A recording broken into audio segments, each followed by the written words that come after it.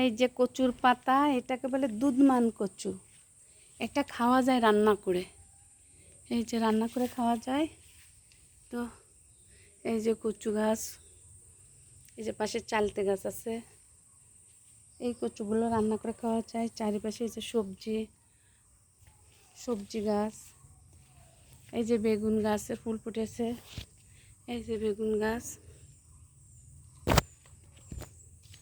পাশে মরিচ গাছ আছে, এখানে অনেক মরিচ আছে, বেগুন গাছ, এই যে দুধমান কচু।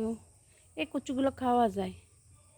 গ্রাম দেশে অনেক সবজি গাছ, এই যে বেগুন গাছ, সবজি গাছ, এই যে এটা আর এক ধরনের কচু গাছ বলে। এই যে